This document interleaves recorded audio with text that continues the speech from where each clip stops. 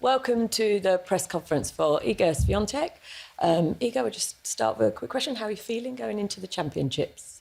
Well, for sure, I really feel like I use my time in Bad Homburg to, practice and get used to the grass court. And I feel every year that I'm kind of getting into the rhythm a little bit faster. So I feel like I'm ready and I'm pretty excited for the tournament.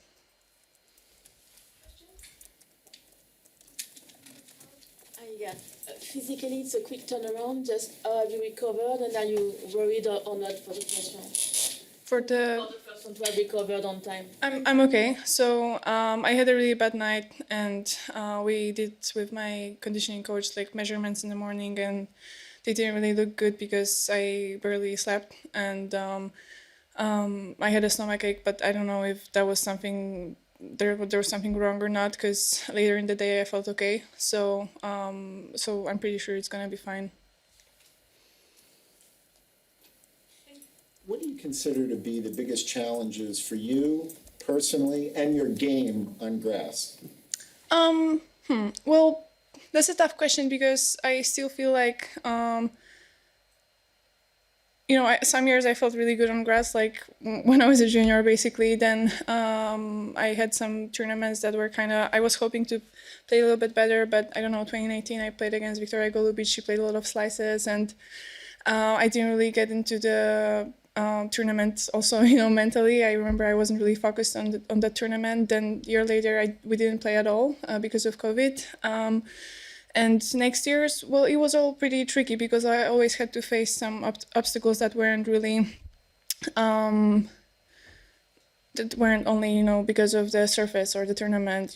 Last year I felt a lot of pressure here because we're number one, and I don't know, I feel like this time actually that was the first year where I could just focus on practicing and actually learning a lot. So hopefully I'm going to be able to use that on my matches. And for sure, getting used to the grass was always a tricky part, because when you play well on Roland Garros, then you have less time to prepare for Wimbledon. But as I said, yeah, this year I feel like I've done a little bit more than for the past years. Hi, Iga. Hi. Iga, yesterday the WTA celebrated its 50th year anniversary, and I was talking to Billie Jean King there, and she was telling me that she is certain that the ATP and WTA will both go to Saudi Arabia and have tournaments there. There are concerns about human rights issues there and things like that, and she said that engagement is always important, and she was keen to see that happen. Curious, as the world number one, if you have any opinions on the possibility of the WTA tour going to Saudi Arabia. Well, I didn't know that it's certain. Oh, okay. So basically, I'm kind of still waiting for some official information that is going to come up, because it's hard to know in modern world what is the rumor and what not. But I'll be ready to play wherever kind of WTA decides we're going to play. And I'm still kind of waiting for all the information. Do you see the tour's role in going to different places and trying to help change or affect change, or do you not think about that side of the sport? Well, I haven't thought about it in connection to like Saudi Arabia. I was more thinking what I can do as an individual player, and for sure we as a community, I feel like we have some, power, and we could use that. But it all depends how we're gonna kind of do it in the future, because, sorry. You've been, you've been very outspoken in your support for Ukraine, and I wonder if you can talk a bit about what Wimbledon's approach to Ukraine. They've shown a fair bit of support, what they've done, haven't done, and what reaction you're going to expect to see from the crowd vis-a-vis the players from Russia and Belarus here. Oh, honestly, it's hard for me to predict what the crowd is going to do, obviously, but for sure I think it's good that Wimbledon is asking players to speak out and tell what they think about the war and who are they kind of supporting, because I think, we should show good values, and that's what I'm focusing on. And, I don't think anybody should be. I think everybody should be against the war. It's logical for me. So looking at what happened last year, I think it's pretty fair that they ask for that. Yeah, hi, Iga.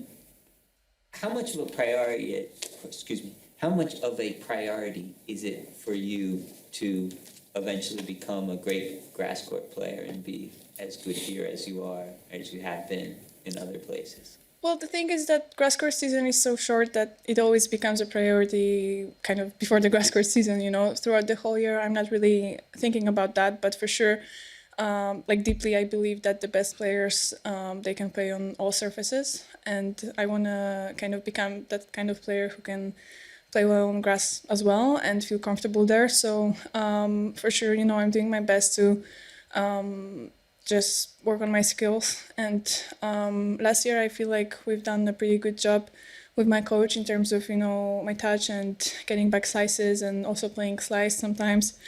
And this year, I feel like we had more time to kind of focus on the basics and more time to also play matches.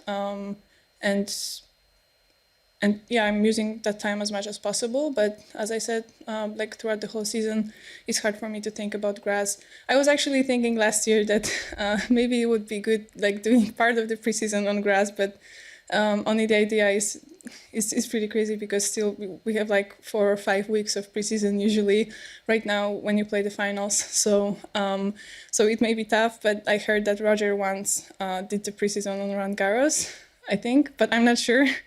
And that's when, he felt, because he wanted to win Roland Garros, obviously, later in the season. And if I would have more time to play on grass, I'm pretty sure that I would be able to play better and better. But as I said, if you play well on Roland Garros, you have only 1 week of practice and 1 week of tournament, then you go on Wimbledon. Moving from clay to grass, what are the specific adjustments you're making to do better on grass in terms of court positioning, serve strategy, that kind of stuff?